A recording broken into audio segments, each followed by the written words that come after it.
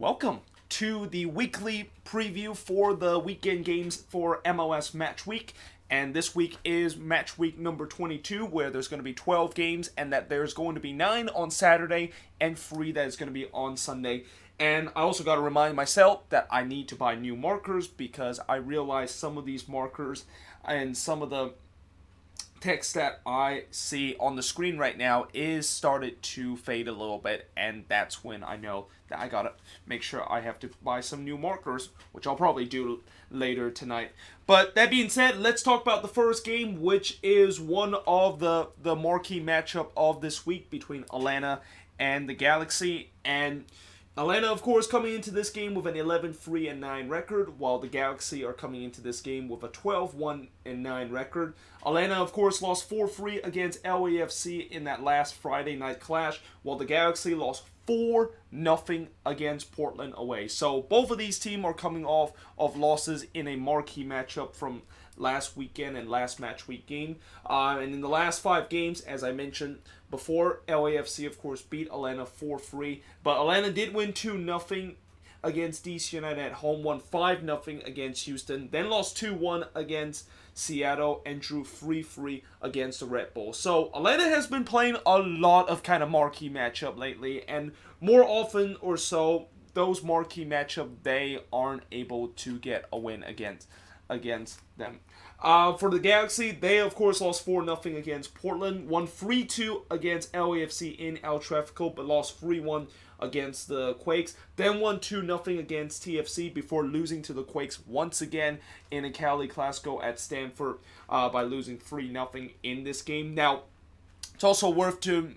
be mentioned the fact that the Galaxy is not going to have Zlatan Ibrahimovic in this game because he picked up too many yellow cards, and that his yellow card accumulation means that he is suspended for one game, and that probably should have happened in El Tráfico if it wasn't for some really kind of stupid rule that kind of prevent him getting suspended, and that it's a very quick rule that I don't need to really mention. Well, they also are not going to have Polenta in this game because he got a red card in the last weekend match against Portland, and right near the end he and Darren Aspira kind of clashed with each other. Both of them got sent off. And they also won't have Efrain Alvarez, where the Galaxy, they were report that they were going to try to appeal that red card, but it turns out they decided not to do it. So yeah, this is definitely going to be a tall order for the Galaxy to play against an Atlanta team that I know they're going to be very angry coming into this game. They were not happy with the way that they lost that game, especially with some of the refereeing decision that kind of goes against them, and that with the way that they play against LAFC, which wasn't really that bad, they just could not able to pull out a victory in that game. So they definitely looking to try to bounce back, and especially the fact that they're playing at home, which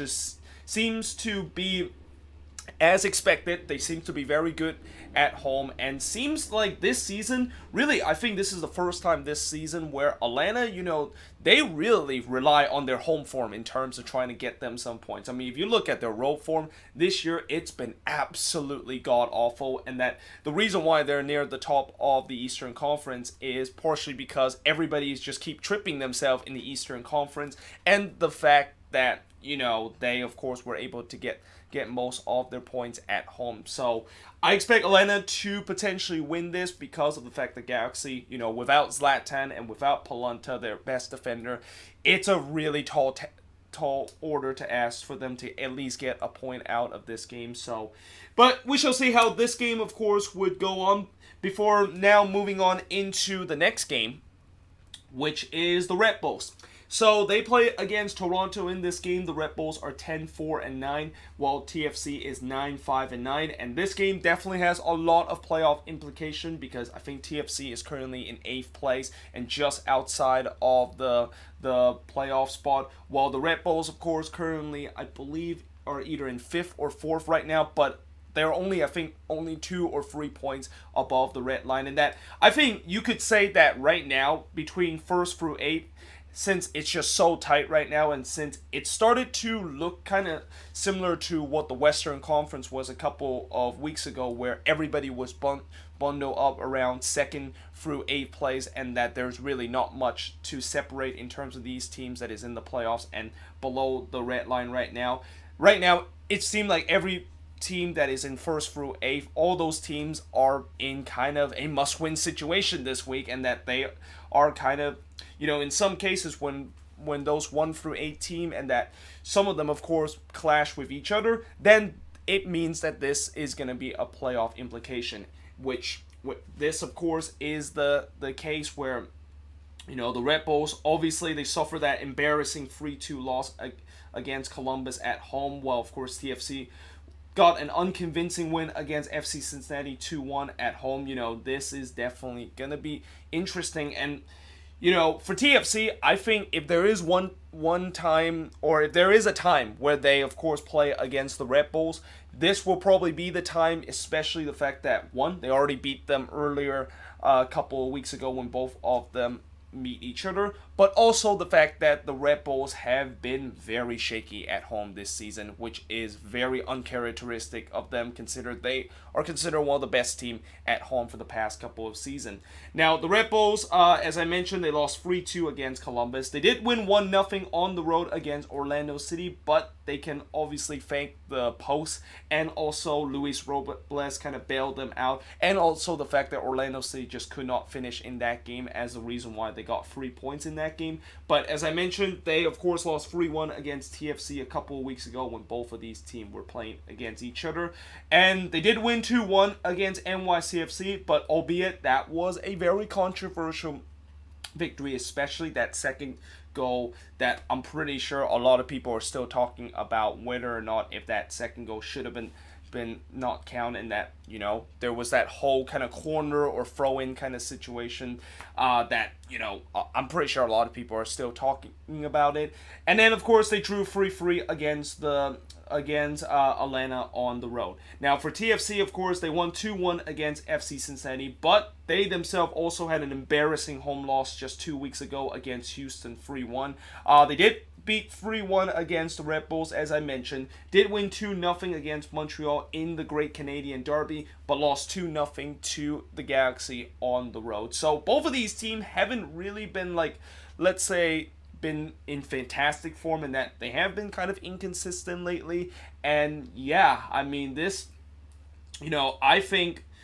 when you look at this match, I can't really tell you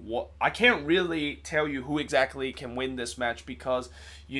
both of these teams in their past couple of games, they have shown times that they can be a very good team, but then there are times where they look like they are not belong in the playoff spot right now. So this one is hard to predict. And if I do have to make a prediction in terms of who win this one, I'll say the Red Bulls, because they have home field advantage. But then the rebuttal is that they haven't been good this season at home, and they just took an embarrassing loss to Columbus in the last game. So yeah, I really don't know what's going to happen in this game, and that, if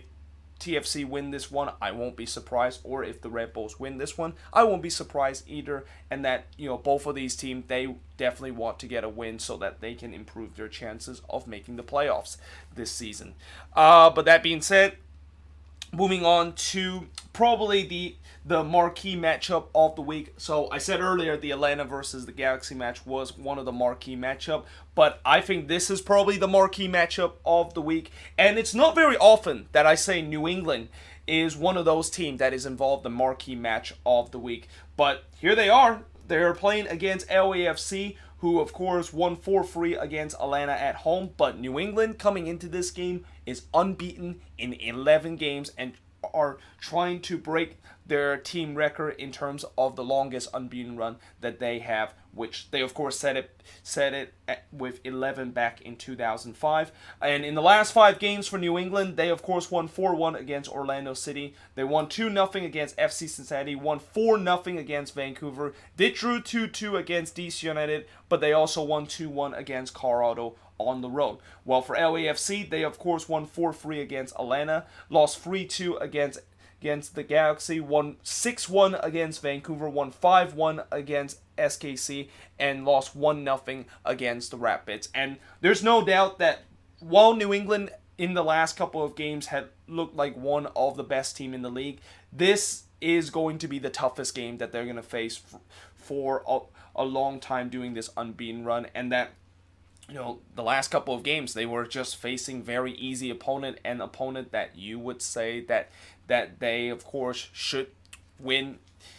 those matches, but now they're playing against an LAFC side that is still the best team in the league by a country mile. And did I also mention that this is a matchup between Bruce Arena versus Bob Bradley, and that this is a matchup between Master versus Apprentice? The Master of Bruce Arena that used to manage the U.S. men's national team, facing against his apprentice Bob Bradley, which eventually took Bruce Arena job back in 2006 with the U.S. men's national team job. So yeah, this is definitely, there's a lot of headlines into this match, and I definitely can't wait to, of course, see what happened in this match. And the only thing that I am a little bit disappointed about this match is that it's not a Sunday matchup, because this is, I really consider this be one of the best game of the season. And the fact that, I know in the beginning of the season, I'm pretty sure when the schedule maker was thinking about this matchup, they didn't think that it would be a matchup between Bruce Arena versus Bob Bradley, and that they didn't think it would be a New England side that has the longest unbeaten run right now in the league against an LAFC team that is the best team in the league right now. So yeah, I'm definitely very excited to see what exactly can happen in this game, and whether, New England would pass the test, and that if they do win against LAFC, then yeah, they definitely send a big message to the league that, hey, they are definitely for real, and that this is the last team you want to face right now if the playoffs have started. But moving on into the next match. Speaking of playoffs, Orlando City, unfortunately, still haven't been able to taste that kind of success in their franchise history, or even came close to even having a playoff game, because they haven't, of course, made it to the playoffs through their first couple of seasons in MLS. And unfortunately, this season, it looked like it could be the case again, because they are definitely slipping. Their chances of making the playoffs is started to slip away, with them losing the last couple of games. And they're playing against a Dallas team that is also kind of in the same situation as Orlando City, a team that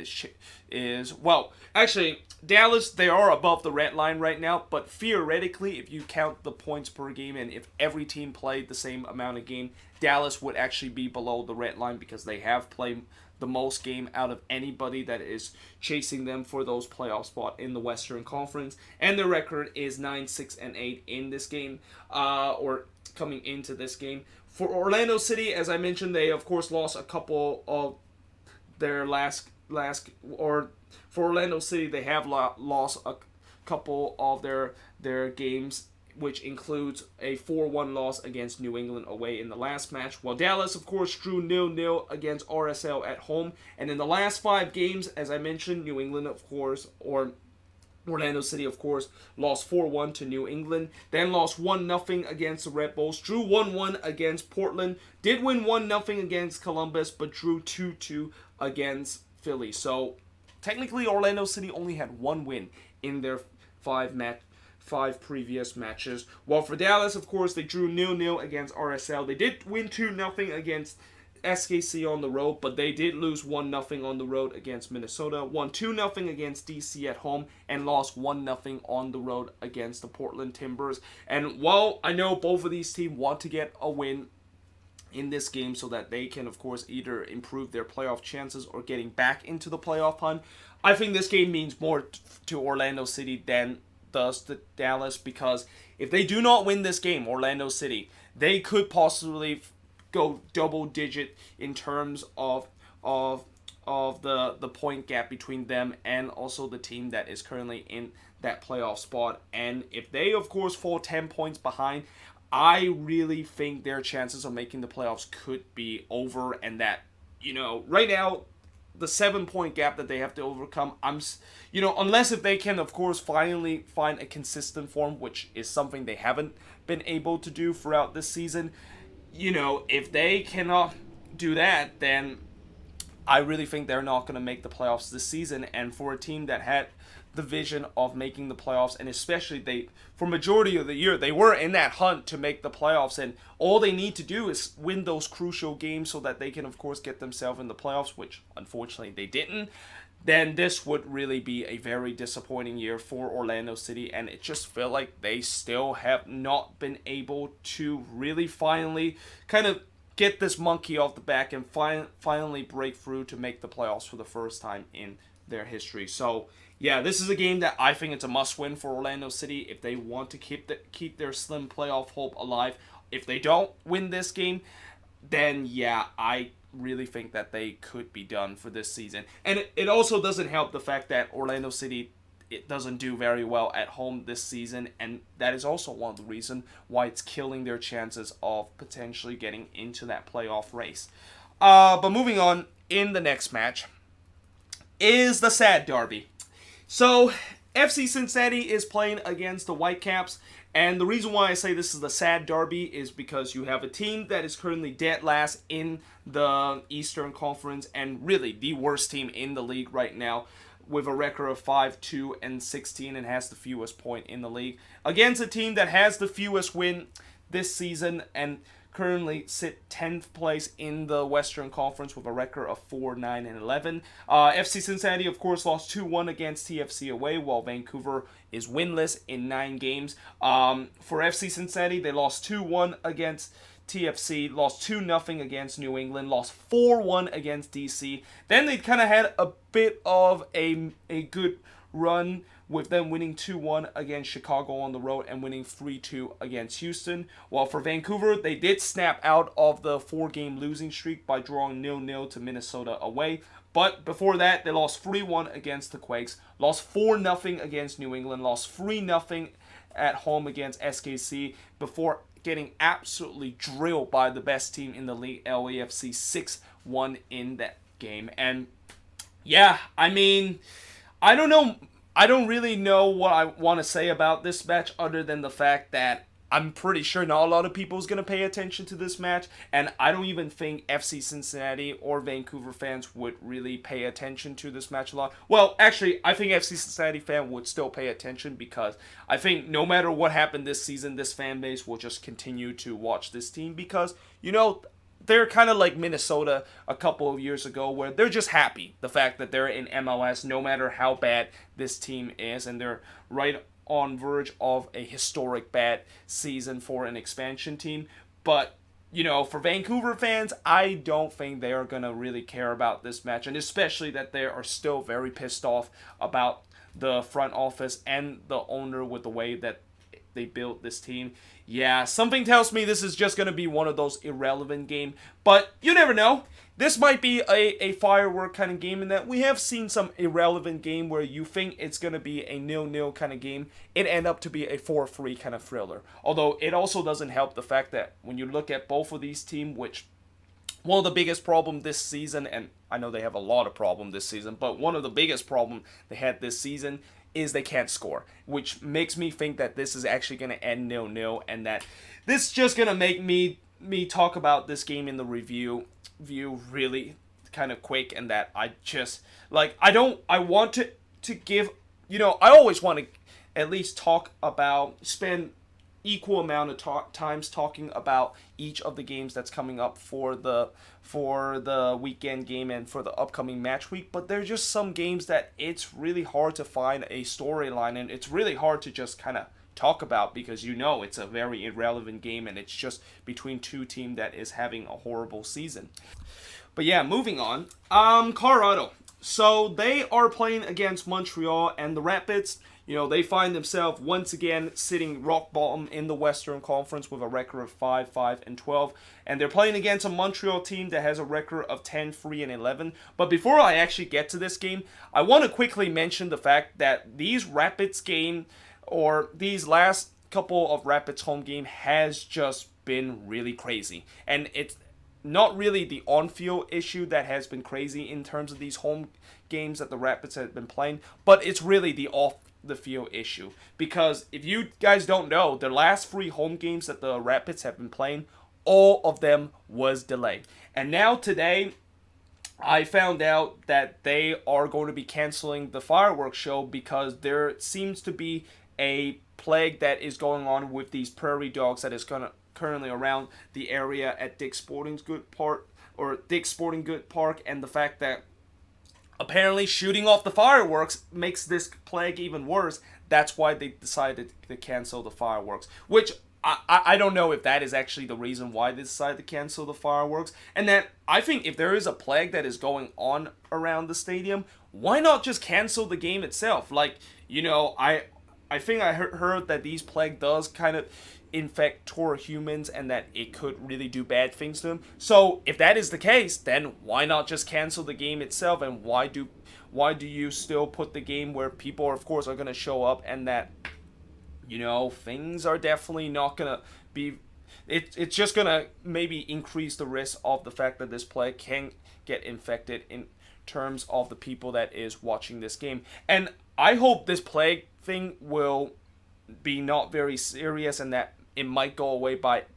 the end of this match, or really just this is just a one-time thing, because next week, guess where I am going to be next Saturday? Yep, that's right. I am going to be going to Dick's Sporting Goods Park to watch the Rapids take on the Quakes as part of my annual away day trip. And when I hear these kind of crazy things that's going on around Dick's Sporting Goods Park, it definitely makes me a little bit unnervy. And the fact that, I don't want to go to a game and then at the end of the game that I found out that I got infected by a plague that was spread by these prairie dogs around the area. So, yeah, that's kind of a very interesting kind of development, and I wonder if anyone is actually going to go to this game now that they hear about this plague, and that this could definitely be a very empty kind of stadium game that the Rapids are going to be playing. Now, talking about the match itself, they of course are playing against a Rapids, or they're playing against an Impact team that, of course, won 4-0 against the Union at home. And it seemed like this Impact team has just looked so rejuvenant after that 4-0 win against the Union, because they, of course, got Piatti back, which is something that they really need him back onto the squad, and just really brings energy to the team. And also, they potentially might have found their goal scored and their main attacking piece, that is Lassi Lappalainen, who scored 2 goals on his debut. Things are started to look at the ups again for Montreal after they had a very bad run of form. And for Colorado, unfortunately, after they kind of gone on this unbeaten run a couple of weeks ago and it looked like they were in the playoff picture, they started to kind of go back to themselves, and they really kind of have fall off the map a little bit in terms of the playoff picture, as they, of course, lost 3-1 against the Quakes in the last game. And in terms of the last 5 games, and actually starting with Montreal, in the last 5 games, they won 4-0 against the Union. They did lose 2-1 against Montreal, or 2-1 against Columbus, lost 2-0 to TFC, lost 3-2 to Minnesota, and lost 2-1 against Atlanta. While for Colorado, they lost 3-1 against the Quakes, lost 2-1 against NYCFC, drew 2-2 against the Rapids, or not the Rapids, but against Portland, lost 2-1 against New England, and did win 1-0 against LAFC, but that was really at the tail end of that incredible run that they had that really got them in the playoff picture. But ever since, they have really struggled, and it doesn't help the fact that they're playing against an Impact team that, like I said, are definitely more rejuvenant, and a team that definitely want to get all 3 points in this game so that they can increase their chances of making the playoffs and staying above the red line. So, yeah, this is going to be interesting to see if they, of course, can do that. But that being said, I am now going to switch the board and talk about the last 6 games that's going to be happening this week. If you're wondering why the video seems to be a little bit darker, in that every time I put my head down, it seemed like there's a little shadow covering my face. Well, that's because it is nighttime right now, and it seemed like whenever I record during nighttime, it does get a little bit darker in terms of the video. And I also went out a couple of hours ago, and I just got back home and basically wrote the boards for the last 6 games that I'm going to be previewing. And the first game out of these last 6 games that I'm going to be previewing is the Dynamo versus the Chicago Fire, where the Dynamo currently have a record of 9-3-10, while the Chicago Fire has a record of 5-9-10. The Dynamo, of course, lost 1-0 to the Seattle Sounders at home, while Chicago is winless in 5 games. And in the last 5 games, the Dynamo, they lost 1-0 to Seattle, lost 3-1 against LAFC at home. Keep in mind, that's back-to-back loss for the Dynamo, which that is definitely not a good sign for them having a chance of making the playoffs this season. They lost 3-2 against FC Cincinnati on the road, and I actually didn't put it on here, but they actually won 4-0 against the Red Bulls and lost 2-1 against New England. For Chicago, they drew 0-0 against DC United, lost 2-0 against Philly, drew 2-2 against Columbus, lost 2-1 against FC Cincinnati at home, and lost 1-0 against Sporting KC. And needless to say, this is an absolute must-win for the Dynamo. And that, as I mentioned, their last 2 home games has been a loss, and knowing the fact that, as I've said throughout the season, the Dynamo really live off of their home form as their way of potentially getting into the playoffs, and the fact that they have lost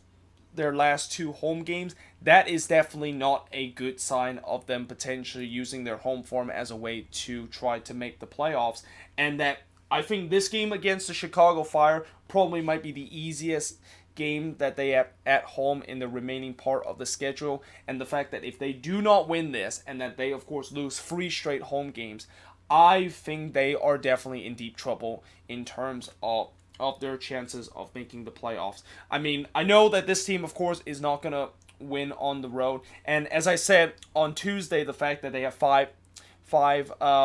home games left this season, and the fact that I also said that even if they, of course, win out their last 5 home game, knowing the fact that the teams that is either below or above the red line in the Western Conference just seems to win every single week and not really give a lot of these teams that lose a game any margin in terms of trying to keep their place in the playoff spot. That's why the Dynamo really cannot afford to lose this or lose these home game, or they need to at least pick up some row points too. So we'll see, of course, if they can win this game. I mean, they have to win this game. I can even go as far as said that if Houston doesn't win this game, then I think they are definitely going to be eliminated this season, with the way that they just drop way too much point at home, which has been the only thing that really is the reason why they are in the conversation in terms of making the playoffs this season. But moving on is another team that is in the playoff conversation and below the red line and are trying to chase a couple of teams that is currently above the red line is RSL, who currently have a record of 9-4-9, and they are playing against NYCFC, who has a record of 9-8-3. RSL, of course, drew 0-0 against FC Dallas away, while NYCFC won 3-1 against SKC at home, which was a very comfortable win for them. In the last 5 games for RSL, they of course drew 0-0 to Dallas, drew 1-1 against Minnesota at home, won 4-0 against the Union at home, lost 1-0 to the Quakes on the road before winning 1-0 at home against Columbus. So their last 5 games have definitely not been that bad, although they did had 3 games at home in their last 5 games, and we know that RSL is very good at home.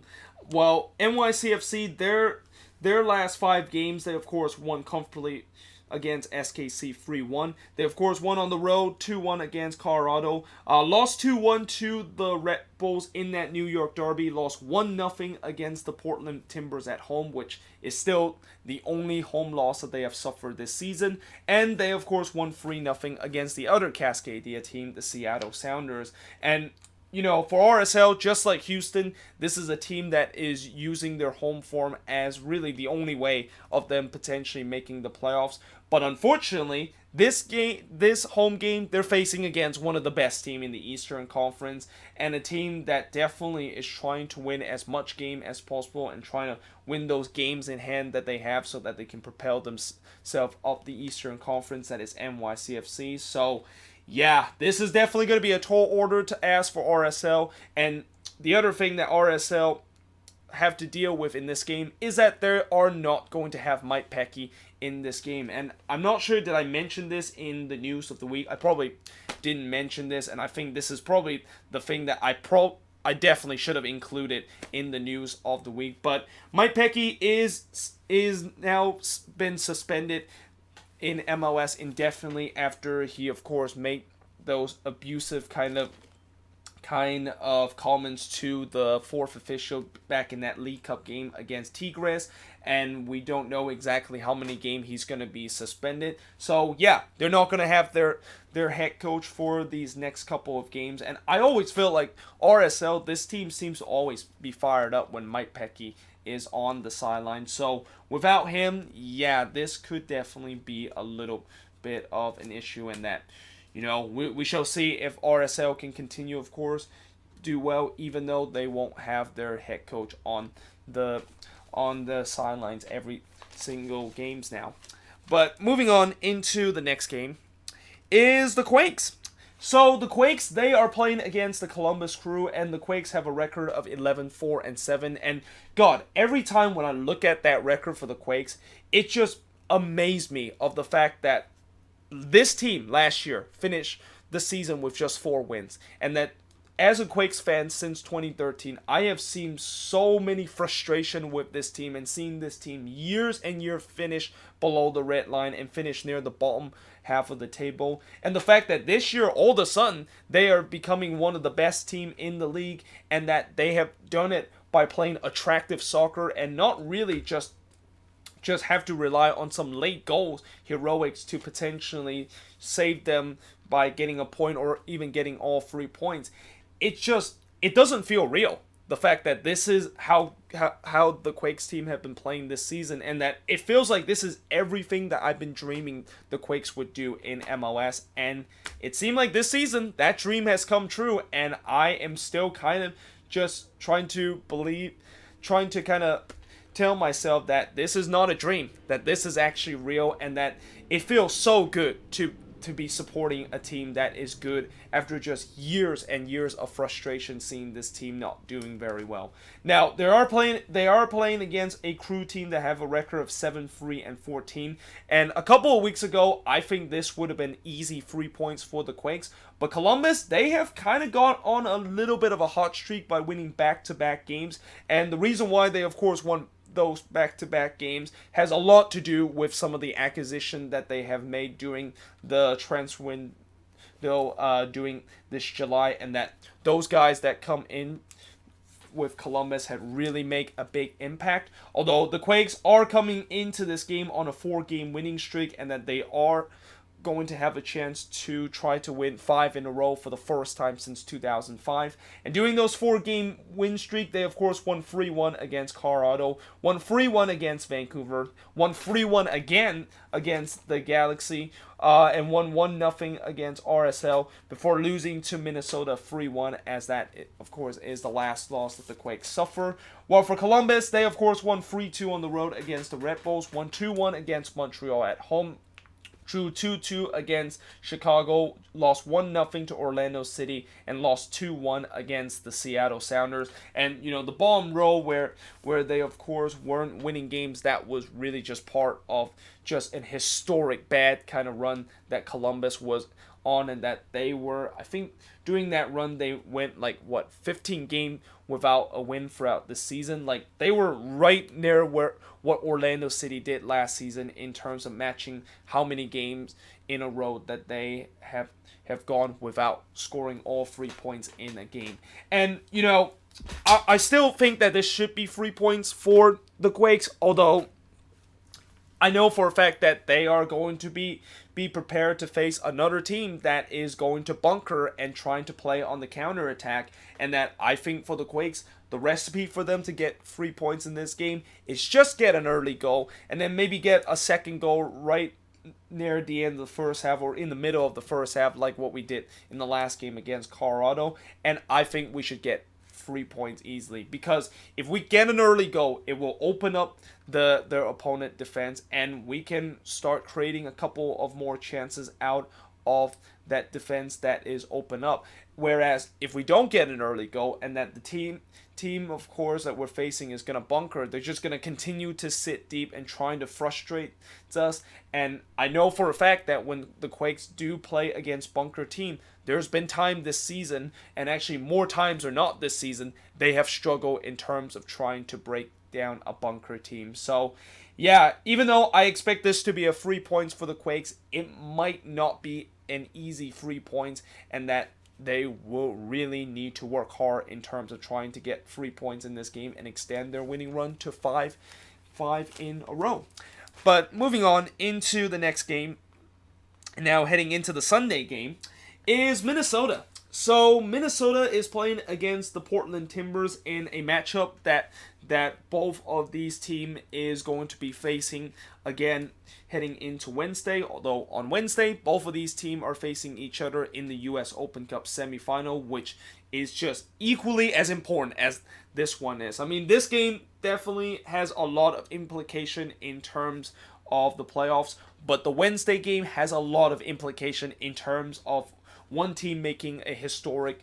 moment in their franchise history by making the US Open Cup final for the first time in their history and have a chance to win the US Open Cup for the first time in their franchise history. Now, this is also a matchup between two teams that is currently on a bit of an unbeaten run, with Minnesota unbeaten in the league in 8 games, and Portland, of course, winning 4-0 against the Galaxy at home, which pushed their unbeaten run now to 6 games. And in the last 5 games for both of these teams, don't expect to see any red mark because both of these teams have been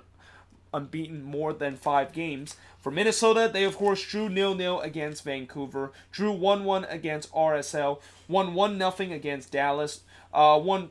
3-2 against Minnesota, or not Minnesota, but Montreal, and won 3-1 against the Quakes. For Portland, they won 4-0 against the Galaxy, won 2-1 against Seattle, drew 1-1 against Orlando City, drew 2-2 against Colorado, and won 1-0 against NYCFC on the road. And you know, one thing that I'm actually interested to see about this game, besides the fact that I think this is going to be a heck of a game to watch, but one thing that I'm actually very interested in this game is that whether or not if one of these managers are going to really take a big gamble and really take a huge risk that they're going to have to really find a way to back things up if that risk doesn't pan out. And that, of course, is rest their players for the US Open Cup semifinal game, because like I said, both of these games are very crucial for different reasons. And that, you know, for this game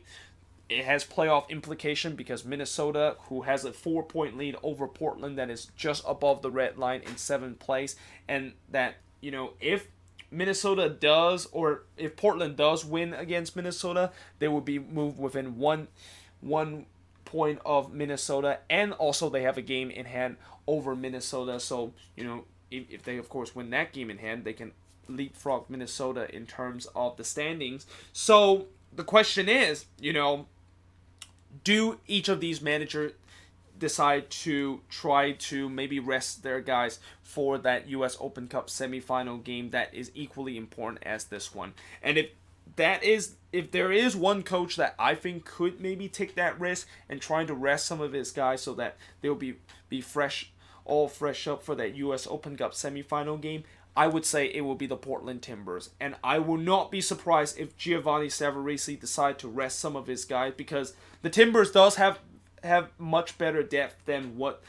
the Loons currently have this season. And the fact that I think this game I think means a little bit more to Minnesota than it is for Portland, because for Minnesota it's a home game for them, and that they of course need to keep winning games so that they can stay away from that red line, and knowing the fact that they do have a very challenging last month of the season, and that this August is really the time where they need to rack up some points before they're heading into a challenging September month. Yeah, this is a game that they of course need to try to get a win at home. And you know, the other thing that I will also say why Portland would maybe take the risk and why Savarese would take the risk is because even if Portland does lose this game, after this they are on a stretch where they're going to be at home for 12 straight games, and that, you know, if they do find themselves go back down below the red line, I have no doubt that they will find themselves above the red line in any of those 12 games that they're going to play at home in a row. And I won't be surprised that they'll find themselves above the red line in their first couple of games of what would be a 12-game homestand that they find themselves. And yeah, I mean, I think Portland could maybe try to take that risk and trying to maybe rest some of the guys so that they'll be freshened up for the U.S. Open Cup, and knowing the fact that even if they find themselves below the red line, they have a lot of home games to trying to get themselves back above the red line and getting those wins. But I don't know if that's what Giovanni Savarese is thinking. I guess all he's thinking is that he wants to win this game so that they, of course, continue to charge up the Western Conference, and also he wants to win the U.S. Open Cup semifinal game so that their team can get into the U.S. Open Cup final for the first time in history. But either way, this should be a heck of a matchup to watch, and I really don't know who exactly is going to win this, and there's really very close to separate between both of these teams. But with that being said, moving on into the next match is DC. So DC is going to be playing against the Union, and DC currently have a record of 9-9-6, while the Union currently have a record of 11-6-7. And I want to say this is considered the desperation derby because I really think both of these teams really need 3 points. Philly, of course, in the last match lost 4-0 against Montreal, while DC, of course, drew 0-0 against Chicago away in a game that I really thought that they need to win, considering they were facing a Chicago team that is just in a tailspin and just in a crisis mode right now. And in the last 5 games for both of these teams, for DC, they of course drew 0-0 against Chicago, lost 2-0 against Atlanta, did win 4-1 against FC Cincinnati, drew 2-2 against New England before losing 2-0 on the road against Dallas. While for the Union, they of course won 4-0 against Montreal, or lost 4-0 against Montreal, won 2-0 against Chicago, lost 4-0 against the Union, drew 2-2 against Orlando City before winning 3-1 against the same team on the road. And the reason why I said that both of these teams really need to get a win is because both of these teams have not looked very good in these last couple of weeks. And in DC case, they really have not looked good for a long time now. And I'm kind of shocked the fact that they're still in the top part of the Eastern Conference, and that despite the fact that they're not playing very well and also not scoring at all, they still somehow find themselves sitting in 3rd place in the Eastern Conference, which also kind of shows you how much of a clusterfuck right now the Eastern Conference is, and that everybody just seems to stumble every time they get above the red line and almost didn't want to charge up to trying to become the best team in the Eastern Conference. Whereas for the Union, they definitely have not look anything like a top team in the Eastern Conference in the past couple of weeks, and especially in their last 2 road trip where they're coming off with back-to-back 4-0 losses. That definitely does not give a lot of confidence to the Union that they can go on the road and go to Audi Field to get all 3 points. Now, that being said, DC this season at Audi Field looks nothing like they were last season, which they were so dominant at home. And that this season, they just have dropped so many points at Audi Field that I'm surprised despite the fact that they dropped so many points at home and that they also drop a lot of points on the road, they still somehow find themselves in 3rd place in the Eastern Conference. And, the bottom line is, I think a win in this game will really give each of these teams confidence in terms of making the playoffs. I mean, I know both of these teams are near the top part of the table, but Philly is only 7 points